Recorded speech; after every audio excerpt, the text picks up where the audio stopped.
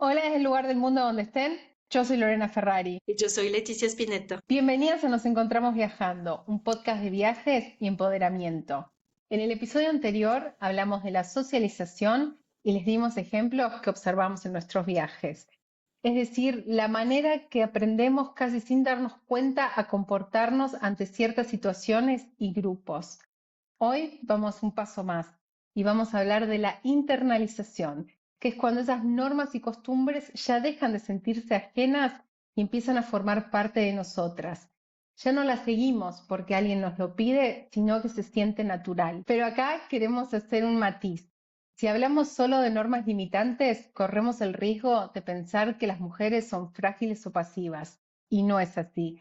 La historia está llena de contraejemplos poderosos, mujeres que ocuparon espacios de liderazgo, de fuerza física y de estrategia. En los últimos años, la arqueología reveló tumbas con armas que durante siglos se consideraron masculinas, hasta que se demostró que pertenecían a mujeres, auténticas capitanas que lideraban sus comunidades. También sabemos de mujeres guerreras en distintas culturas y trabajadoras que desempeñaron oficios exigentes, muchas veces invisibilizados por los discursos oficiales. Recordar estas figuras nos muestra que las mujeres no solo internalizaron límites, sino coraje, resistencia y capacidad de transformar la sociedad. Y esa es la invitación del día de hoy, mirar la historia con otros ojos, reconocer esa huella de fuerza y creer en nosotras mismas.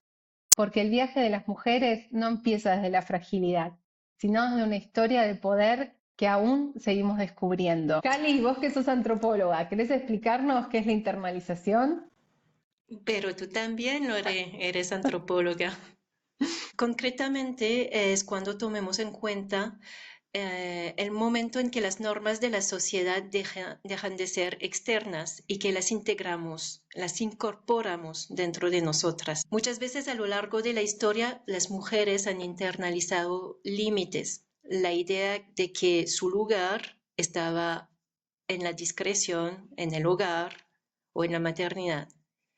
Pero sería un error pensar que esto ha sido siempre de esta forma. Las mujeres no siempre han sido sumisas o catadoras de las reglas. Los historiadores y los investigadores han ido cambiando su observación, su análisis de cómo se desarrolló esta historia humana. Entonces es aquí que me gustaría hablarles de la filósofa e historiadora Claudine Cohen, es francesa, y lo que me interesó escuchándola a ella es que nos invita a reflexionar un poco más allá de la historia que hemos aprendido. Hay muchas cosas que sigue evolucionando y que nos permiten tener una aproximación cada vez un poco más acertada de lo que fue la vida millones de años atrás. Entonces, para volver a Claudine Cohen, ella escribió un libro que en francés se llama Aux origines de la dominación masculine. Y ahí ella muestra que la desigualdad entre hombres y mujeres no es una ley natural ni una simple consecuencia de la biología. Entonces ahí dejo una pausa para que reflexionen sobre eso. ¿Cómo así? ¿De verdad no es biológico? Pues si consideramos las mujeres prehistóricas, nos damos cuenta que las mujeres estaban tan robustas como los hombres. En los años 70 se descubrió el esqueleto de Lucy en Etiopía. Primero que todo, como es el primer esqueleto, se considera que ella es nuestra abuela o tía abuela porque es de otra especie humana que es Australopithecus. Los australopithecus vivieron hace 3 millones de años, más de 3 millones de años. Es distinto del género Homo, del cual pertenecemos nosotros. Entonces significa que su descendencia no somos nosotros dentro del árbol evolutivo. Lucy es uno de los fósiles más famosos del mundo y se identificó como hembra desde su descubrimiento. Ella sí. Pero eso permitió desplazar el imaginario del hombre de Cromañón hacia la figura de una mujer prehistórica. Encarna los debates sobre si las desigualdades entre hombres y mujeres tienen raíces naturales o si son productos de construcciones sociales posteriores. Entonces, en eso nos interesa la figura de Lucy como punto de partida para ver esta evolución de nuestra mirada contemporánea hacia la historia. En la época de Lucy no se consideraban como hombres o mujeres, no tenían el concepto de género. Y de a poquito esto se fue transformando.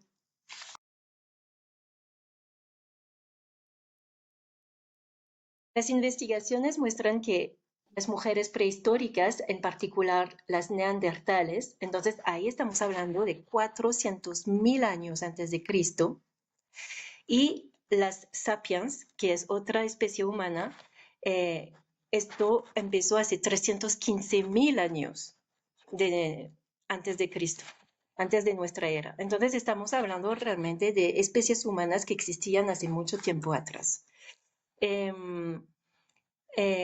Estas mujeres eran tan robustas como los hombres.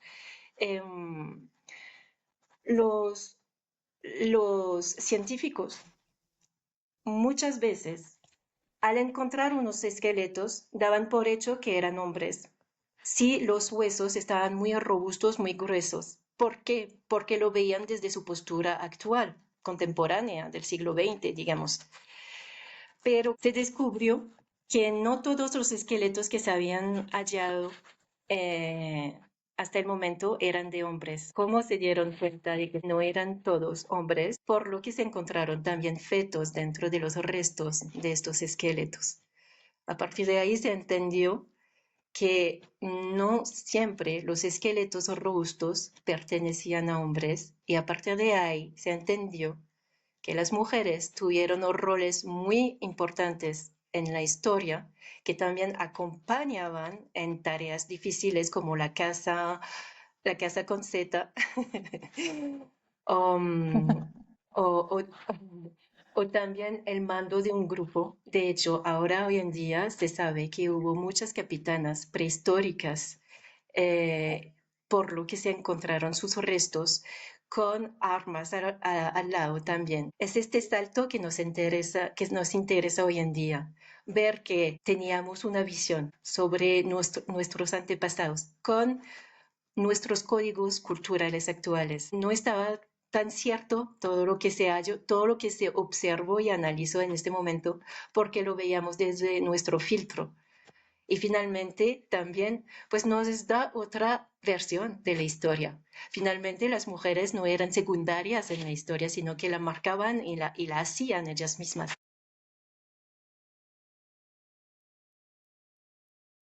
Nos parece fundamental reconocer cómo fue la historia donde las mujeres tenían las mismas capacidades físicas que los hombres en la sociedad de cazadores-recolectores y que desempeñaban los mismos papeles. Y es la prueba de esto son las pinturas rupestres que se encontraron de mujeres cazando. Los historiadores, arqueólogos dicen ahora que esas sociedades estaban divididas en quién era el más fuerte y el más apto para realizar distintas actividades. Un buen ejemplo es el de algunos esqueletos que se hallaron, que eran robustos y que se encontraban con armas, como por ejemplo el famoso hombre de Mentón en Francia. Al principio se pensó que este hombre era un guerrero y después se descubrió, gracias al ADN y también gracias a restos dentro de la panza, restos de feto, que en realidad eran mujeres. Esto muestra que los prejuicios de género influyeron mucho en la arqueología y que las mujeres también podían tener un papel importante en las sociedades prehispánicas, prehistóricas, prehispánicas. También prehispánicas, por lo de la guerrera de Vilamaya Patsya, la que se encontró hace No, 9.000 años en los Andes de América del Sur. Sí, exacto. Ellas también en aquella época estaban proveedoras de alimentos, que la casa no era solamente una cosa de hombres, sino que era un trabajo compartido para alimentar a toda la comunidad, tanto hombres como mujeres. Lo que los investigadores quieren hacer es llegar a una forma de consolidación de nuestra historia para entender por qué hoy en día y desde hace siglos atrás tenemos esta configuración de los géneros, que los hombres culturalmente son más grandes, más fuertes, más adaptados a la vida externa y para trabajos más difíciles. Entonces, y que las mujeres pues es al contrario. Entonces, lo que se busca ahí es ver dónde en la historia es el punto de partida de esta estructura social. En el Paleolítico las mujeres estaban robustas, así como los hombres, y que hoy en día pues se notan cuerpos distintos. Para Claudine Cohen, este quiebre se hace durante el paso del Paleolítico al Neolítico, para ella y para otros historiadores, ¿no? Con el paso al neolítico se empieza a registrar que las tribus nómades empiezan a asentarse. Los seres humanos empiezan a cultivar plantas y a domesticar animales. Esto hace necesario que estas sociedades vivan cerca de las tierras de cultivo. Y así empezaron las primeras formas de asentamiento donde las poblaciones vivían todo el año. Estas nuevas formas de vida, de sociedades basadas en la ganadería y en la agricultura, dio paso a la división sexual del trabajo. Es importante observar que esto no se había registrado cuando las sociedades eran cazadoras-recolectoras. Del Neolítico, donde empezó la división sexual del trabajo, se dio entre 10.000 y 7.000 años. Es un periodo muy corto para lo que es toda la historia. Del Neopalítico vamos a hacer un salto en el tiempo y llegar a la Edad de Bronce, que se inauguró en aproximadamente en los años 3300 antes de nuestra era y duró casi 2000 años. Entonces, en esta Edad de Bronce es la aparición de la escritura y también de las leyes. Y esto permite que se codifiquen las relaciones. Y también, conjuntamente a eso, se desarrollan armas, se desarrollan castas guerreras. Es un punto de partida donde realmente se identifica la distribución de los roles de género en la sociedad. Entonces, todo eso lleva al nacimiento del patriarcado. A mí me gustaría aclarar con eso, no, ¿cómo la pronunciás la autora francesa Patou Matisse? Eh, que me gusta cuando dice que el patriarcado es algo formado culturalmente, como vos decís, a través de leyes, y que en la prehistoria no se encuentran ni sociedades matriarcales ni patriarcales, que el matriarcado es un concepto que se creó para anteponerlo al patriarcado, pero ninguna de estas cosas nacieron con los primeros humanos. Ahora les voy a leer una frase de Patou Matisse. Hay que ser muy prudente, pero lo que sí podemos asegurar es que en África y en Asia existieron sociedades matrilineales basadas en el linaje de las mujeres.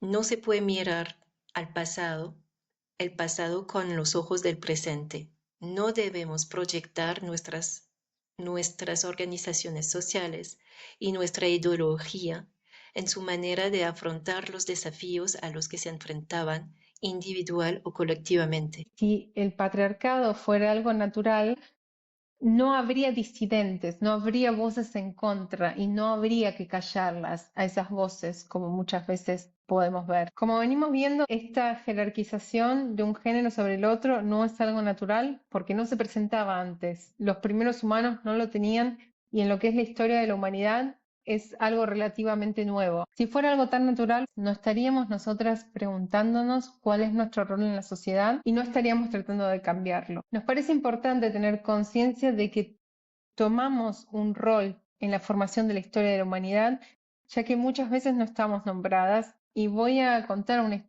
ejemplo que me pasó viajando.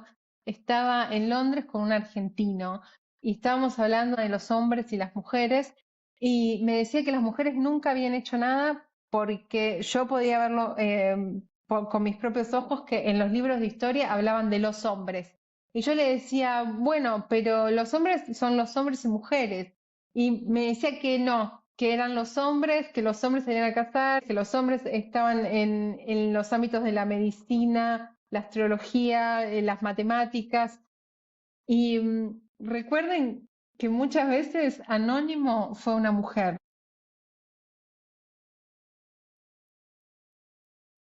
El viaje empoderado de las mujeres consiste en elegir qué internalizamos, si los viejos mandatos que nos encadenan o la potencia que nos impulsa.